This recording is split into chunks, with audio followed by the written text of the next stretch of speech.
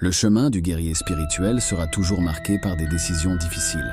Parfois, elles nous mènent à la paix et à d'autres occasions, à de longues luttes. Comment atteindre le succès lorsque le chemin est incertain? La réponse réside dans le secret de Moïse que tout croyant devrait connaître. Le soleil glissait lentement derrière les montagnes, teintant le ciel de tons chauds et dorés. Moïse, le cœur brûlant d'attente et l'esprit rempli de la parole divine, fut interrompu par Dieu avec un avertissement. « Descends, car le peuple que tu as sorti de la terre d'Égypte s'est corrompu. Ils se sont construits un veau en métal fondu et l'adorent. Ils se sont rapidement détournés de mes commandements. C'est un peuple à la nuque raide. Je vais les consumer pour leurs péchés. » Moïse, après avoir prié Dieu en demandant clémence pour Israël, commença la descente. Les rayons du soleil couchant caressaient de son visage alors qu'il descendait du Sinaï. Et à mesure qu'il descendait de la montagne, il commença à entendre un son qui se filtrait entre les pierres et les buissons. Un cri retentissant, le murmure d'un tumulte. Avec les sourcils froncés et le cœur battant rapidement, Moïse s'empressa de voir ce qui se passait. Lorsqu'il arriva enfin dans la vallée, ce qu'il vit le laissa sans voix. Devant ses yeux ébahis se déroulait une scène qui le remplit de douleur et de consternation, mais aussi de colère. Le peuple d'Israël s'était livré à l'idolâtrie. Au milieu du campement, dressé sur un autel improvisé, se trouvait le veau d'or. Les flammes dansaient autour de l'idole, tandis que les gens chantaient et dansaient dans une frénésie folle d'adoration. Le cœur de Moïse s'indigna, mêlant tristesse et colère. Comment Israël avait-il pu oublier si rapidement les commandements de Dieu? Comment pouvait-il s'écarter si facilement du chemin du Seigneur? D'un pas ferme et d'un regard déterminé, Moïse avança avec détermination vers le centre de la foule, exhortant Aaron avec irritation, réprimandant les erreurs du peuple. Mais la foule, dans son élan frénétique, à peine appréciait sa présence. Ils continuaient de célébrer, ignorant les paroles de Moïse comme si elles étaient de simples murmures dans le vent. Moïse ressentit un nœud dans la gorge en voyant qu'ils se moquaient de ses tentatives de les arrêter. Le désespoir menaçait de s'emparer de lui. Moïse ressentait avec douleur et indignation que son cœur se briserait en deux en assistant à la trahison de son propre peuple. Les larmes aux yeux, une énorme responsabilité sur ses épaules. Il prit les tablettes de pierre qui contenaient les commandements de Dieu, symbole sacré de l'alliance entre le Créateur et son peuple élu, et avec des mains tremblantes, il les jeta au sol avec force. Le son de l'impact résonna dans l'air comme un tonnerre, secouant les cieux et aussi le campement. L'écho de la rupture retentit dans l'âme de Moïse, et dans un acte symbolique de désespoir, il observa les tablettes se briser en 1000 morceaux, comme si le lien sacré entre Dieu et le peuple se rompait là même, se désagrégeant devant ses yeux. Chaque fragment était un rappel amer de l'infidélité et de la rébellion, qui avait envahi le cœur de ceux qui l'avaient guidé avec tant d'amour et de dévouement. Avec le cœur brisé, mais ardent dans l'esprit, Moïse se tourna avec fureur vers l'idole dorée, la manifestation idolâtre de l'incrédulité de son peuple, et dans un geste de colère sainte et de détermination implacable, il leva sa verge sur le veau d'or, dont l'éclat aveuglant contrastait avec l'obscurité spirituelle qui avait envahi le campement. Moïse invoqua le nom du Seigneur, tandis que le feu divin descendait du ciel, enveloppant le veau dans un tourbillon de flammes. La chaleur intense et l'éclat éblouissant illuminaient le visage de Moïse, qui rayonnait d'un mélange de douleur, de colère et de détermination, tandis qu'il contemplait la destruction de l'idole qui avait détourné son peuple du chemin de la vérité. Le feu dévorait le veau d'or, le consumant jusqu'à le transformer en une masse liquide fondue qui se solidifiait parmi les cendres et les braises ardentes. Mais Moïse ne s'arrêta pas là. Avec une fureur sainte, il prit les restes calcinés de l'idole et les broya avec une force implacable, jusqu'à les réduire en poudre fine, comme s'il voulait effacer toute trace de l'idolâtrie qui avait profané le campement. Moïse emporta les restes en poudre du veau d'or vers un ruisseau, dont les eaux claires et cristallines coulaient comme une manifestation de purification et de renouvellement. Avec des mains résolues, il dispersa la poudre dans les courants de l'eau, la voyant se dissiper lentement dans le ruisseau, espérant qu'elle emporterait avec elle le péché et la honte qui avaient souillé le cœur de son peuple. Mais même cela n'arrêta pas le déchaînement d'Israël. Les gens continuaient de danser et de rire, ivres de leurs propres impulsions, plongés dans le péché et la rébellion. Avec détermination et courage, Moïse se leva au milieu du campement et il convoqua les fidèles, ceux qui restaient fermes dans leur foi et dévotion au Dieu unique, à se joindre à lui. Les Lévites, reconnus pour leur bravoure et leur engagement envers la loi divine, répondirent à l'appel avec ferveur, se joignant à Moïse dans sa mission d'imposer la justice. Chaque Lévite, l'épée dégainée et le cœur ferme, se prépara à exécuter le jugement divin sur les coupables. Leurs visages reflétaient la détermination, mais aussi le regret pour la tâche tragique qui les attendait. Conscients de leur responsabilité, ils avancèrent vers ceux qui avaient violé le pacte avec Dieu. L'atmosphère était chargée de tension, tandis que les Lévites accomplissaient leur devoir. À chaque coup d'épée, le jugement divin se manifestait sur les coupables, rappelant la souveraineté de Dieu et la sévérité de ses commandements. 3000 personnes, séduites par la tentation de l'idolâtrie, tombèrent sous la justice de Moïse, payant le prix de leur infidélité de leur propre vie. Au fur et à mesure que la tâche se complétait et que le cri de la justice s'estompait, un lourd silence descendit. La douleur et la tristesse se mêlaient au sentiment de devoir. Les Lévites, bien qu'affligés par un tel jugement, reconnaissaient l'importance de préserver la sainteté du pacte avec Dieu. Moïse, debout parmi les décombres de l'idolâtrie renversée, portait dans son cœur le poids de la responsabilité de conduire le peuple élu vers la vérité et la fidélité. Bien que le jugement ait été sévère, il était nécessaire pour restaurer la pureté et la sainteté au sein du campement, rappelant à tous que le Dieu d'Israël ne tolérerait ni rivalité ni infidélité.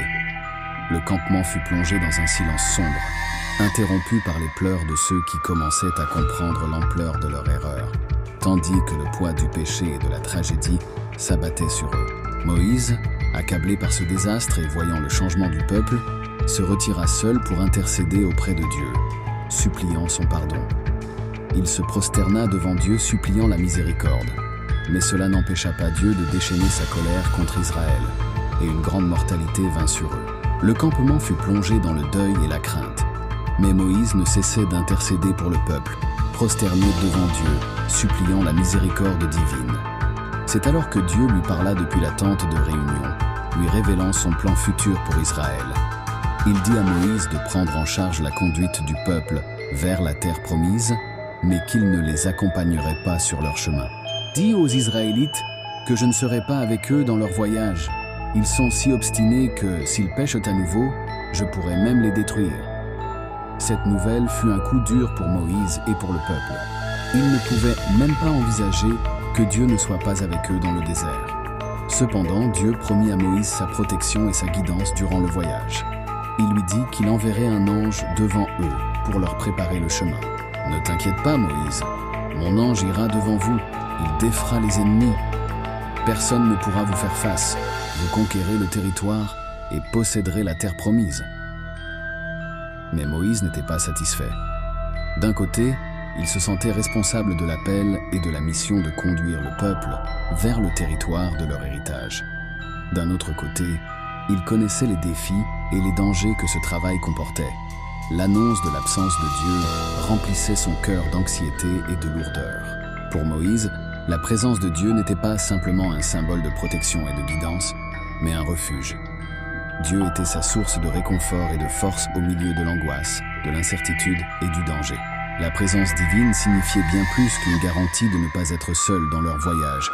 Avoir le Dieu Tout-Puissant marchant avec eux allait au-delà de cela. Moïse désirait la chaleur de la communion, le sentiment de confort qui exprimait son affection. Il avait appris à jouir de l'amitié avec Dieu. Il sentait que le voyage ne vaudrait pas la peine sans sa compagnie. Dans son cœur, il y avait une demande croissante. Il voulait connaître Dieu de plus en plus. Il voulait expérimenter sa sagesse, s'exposer à sa joie, être rempli de son amour. Il voulait s'imprégner de sa sainteté, se remplir de sa paix et habiter sous son abri.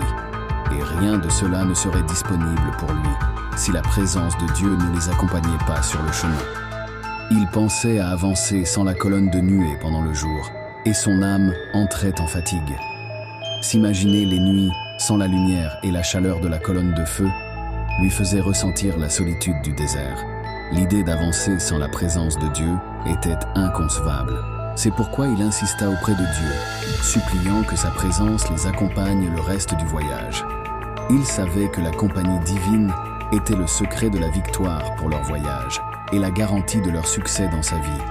Avec Dieu, il pouvait surmonter tous les obstacles, vaincre tous les ennemis. Cette relation spéciale entre Dieu et Moïse a commencé au moment où Dieu l'a appelé depuis le buisson sur le mont Horeb et s'est développée à partir du moment où Dieu s'est révélé à lui comme le Dieu d'Abraham, d'Isaac et de Jacob. Moïse a connu un Dieu relationnel qui établit une alliance avec les gens qui lui plaisent et lui a confié la tâche de libérer le peuple d'Israël de l'esclavage en Égypte. Tout au long de sa vie, Dieu a parlé avec Moïse, s'est révélé à lui par son nom sacré Yahweh et lui a donné des instructions pour accomplir sa mission.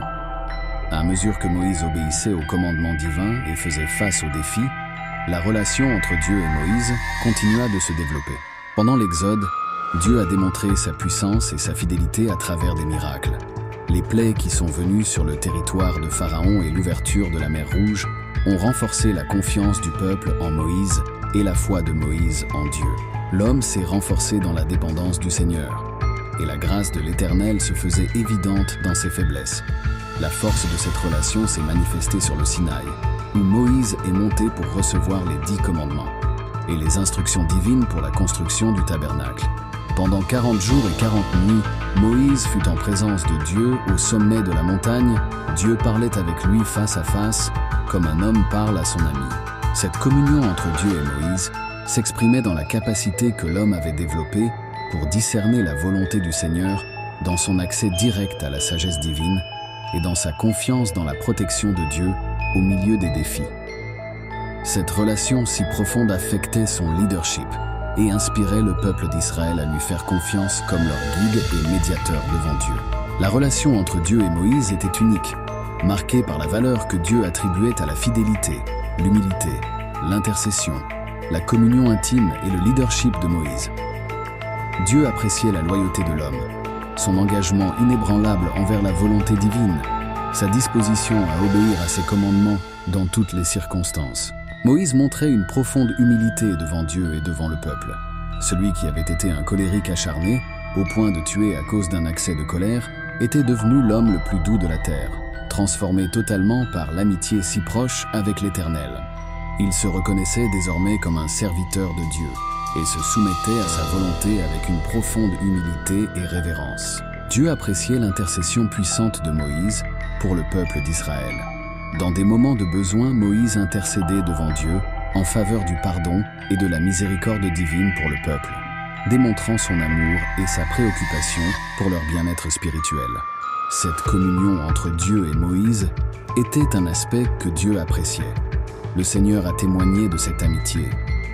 Il a dit qu'avec Moïse, il avait une relation qu'il n'avait eue avec personne d'autre, au point de lui parler face à face. Dieu faisait confiance à Moïse comme chef du peuple d'Israël. C'est pourquoi il le soutenait dans son appel à guider le peuple vers la terre promise. Malgré les défis et difficultés qu'ils ont rencontrés dans le désert, Dieu faisait confiance à Moïse pour accomplir son dessein divin. Cette relation était fondamentale dans la réalisation des plans de Dieu avec le peuple d'Israël et dans le rôle de Moïse comme chef et médiateur devant Dieu. Le cœur de Moïse battait fort alors qu'il se prosternait devant Dieu dans la tente de réunion.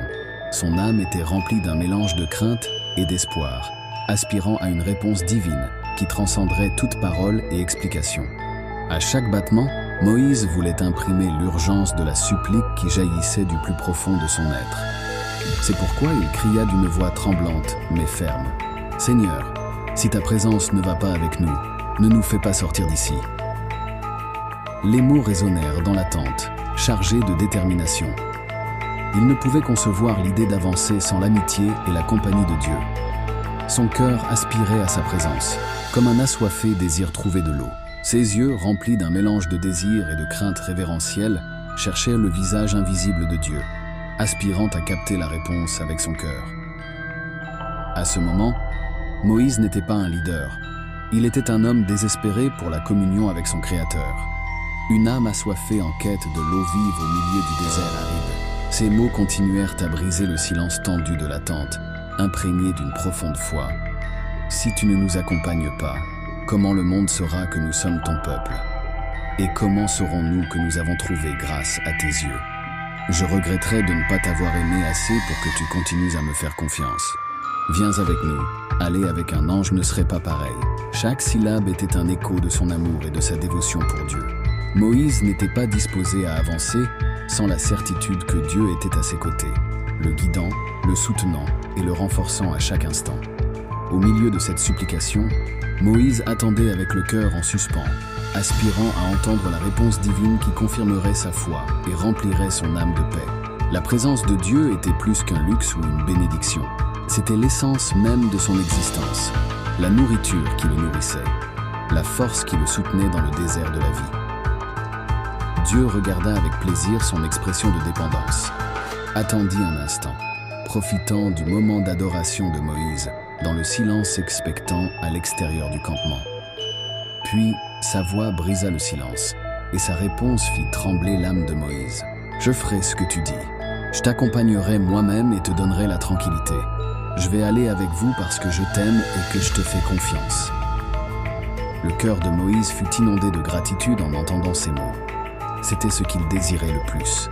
Avec les larmes aux yeux et avec un profond sentiment de révérence, Moïse leva son visage pour demander « Seigneur, si j'ai trouvé grâce à tes yeux, si tu veux vraiment nous accompagner, s'il te plaît, laisse-moi voir ta gloire. Je veux voir ton visage. Montre-moi ta gloire. » Le désir de Moïse pour la présence de Dieu le consumait. Il voulait faire l'expérience non seulement d'une sensation, mais de la manifestation complète de la grandeur et de la majesté de Dieu. Il désirait une rencontre intime et profonde avec Dieu, une expérience qui irait au-delà de ce qu'il avait vécu avec Dieu jusqu'à ce moment. Il comprenait que la gloire de Dieu était supérieure à toute autre chose et désirait l'expérimenter. « Montre-moi ta gloire » était une demande qui témoignait de la recherche de confirmation et de renforcement spirituel. Moïse avait besoin de renouveler sa foi et sa confiance après les défis et les épreuves qu'il avait affrontés en tant que chef d'Israël. Et ce renouveau viendrait avec la révélation du caractère et de la nature de Dieu. Il voulait une révélation plus complète de la grandeur, de la bonté et de la miséricorde de Dieu pour mieux comprendre son dessein et sa volonté. La gloire de Dieu était ce qui transformait son propre cœur pour aimer et servir avec plus de dévouement et de sacrifice. C'est pourquoi il supplia de tout son cœur « Permets-moi de voir la gloire de ton visage ». Or Dieu avait déjà garanti sa présence et sa compagnie à Moïse. Dieu lui avait exprimé sa confiance et son amour. Moïse avait obtenu de Dieu bien plus que ce que quiconque pourrait demander, mais il voulait plus. Il voulait voir son visage, sa gloire. Il voulait une expérience intime et révélatrice de Dieu. Tout au long de sa vie, Moïse avait maintenu une relation proche avec Dieu, étant témoin de sa puissance et de sa grâce. Mais son cœur aspirait à une compréhension plus profonde de la nature divine, à une rencontre plus intime avec son Créateur. Voir le visage du Seigneur n'était pas une curiosité ni un désir superficiel, mais l'expression de son profond désir de connaître Dieu dans toute sa plénitude. Moïse voulait faire l'expérience de la gloire de Dieu de manière directe pour mieux comprendre son caractère, sa nature et son dessein. Ce désir reflétait la recherche sincère d'une relation plus profonde et significative avec le Tout-Puissant. De plus, Moïse désirait probablement confirmation et réconfort dans son leadership, sachant que la présence divine le soutenait dans ses décisions et actions. Voir la gloire de Dieu renforcerait sa confiance et sa foi dans le plan divin pour son peuple, lui fournissant la sécurité et la direction dont il avait tant besoin dans son rôle de leader.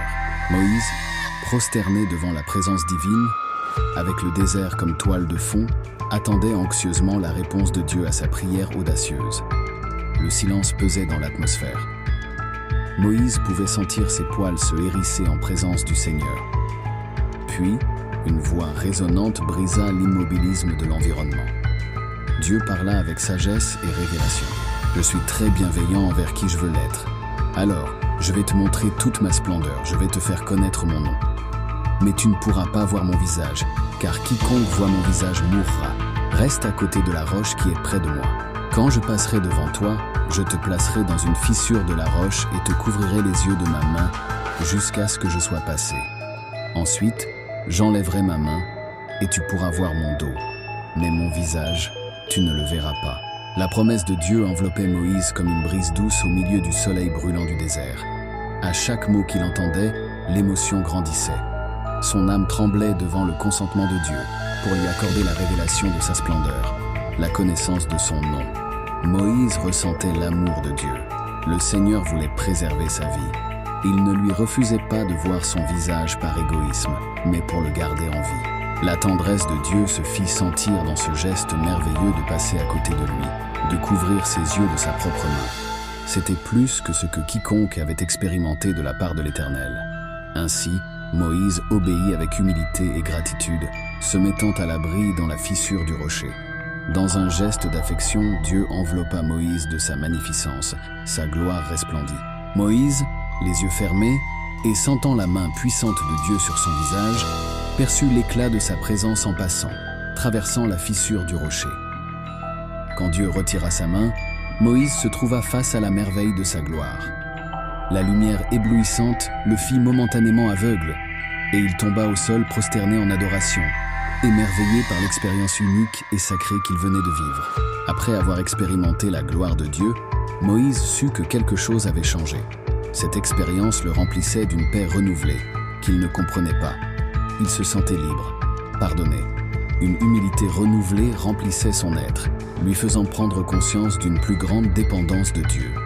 Il ressentait un besoin profond de manifester Dieu dans chaque domaine de sa vie et désirait exprimer le même caractère divin dans son ministère. La gloire de Dieu infusait à Moïse une confiance renouvelée dans le plan et le dessein de Dieu pour sa vie et pour le peuple d'Israël. Vivre la majesté et le pouvoir de Dieu de manière si intime lui faisait avoir plus confiance en sa guidance. Il était sûr de compter sur la provision divine face aux défis.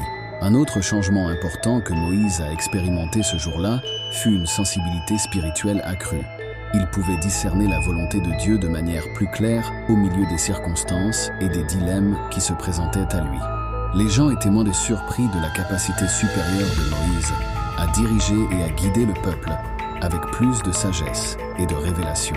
La révélation de Dieu à ce nouveau niveau raviva chez Moïse un zèle spirituel comme il n'en avait jamais ressenti. Il sentait un feu dans son cœur, plein de passion pour Dieu et son œuvre dans le monde. Son service à Dieu fut renouvelé avec zèle et dévotion. Et il expérimenta un plus grand respect pour le caractère saint et transcendant de Dieu. Chaque fois que Moïse sortait de la présence de Dieu, son visage brillait. Les gens remarquaient que quelque chose de différent se produisait. Son visage brillait de la gloire de Dieu. Et un respect révérencieux commença à se manifester chez le peuple qu'il reconnaissait que Moïse avait été avec le Seigneur. Il se réunissait avec Dieu dans la tente de réunion et montait aussi sur la montagne sacrée pour le rencontrer. Quand Moïse descendait du Sinaï, un éclat resplendissant irradiait de son visage. Ce n'était pas un éclat ordinaire, mais la manifestation tangible de sa rencontre avec le divin.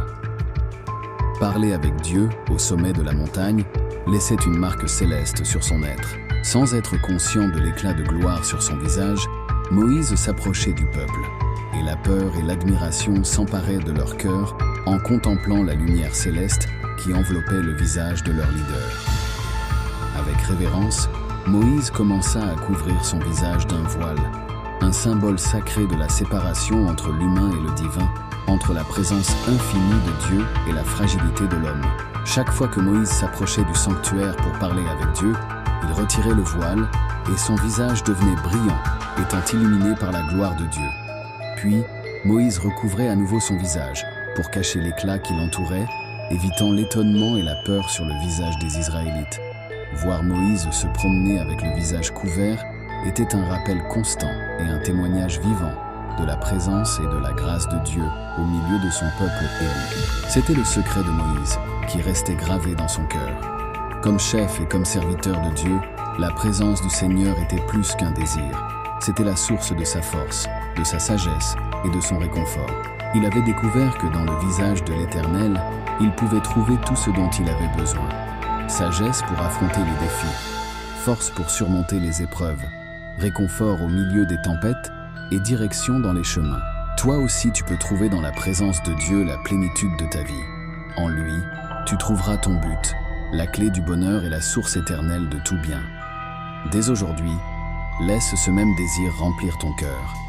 Que chaque pas que tu fais et chaque décision que tu prends soit imprégnée du désir inébranlable de compter sur la bénie présence du Tout-Puissant avec toi. Dans la présence du Seigneur, tu trouveras tout ce dont tu as besoin pour avancer avec confiance et sécurité sur le chemin de la vie. Que ce secret de Moïse devienne ton guide et te donne la force spirituelle dont tu as besoin à chaque moment de ton voyage dans le désert.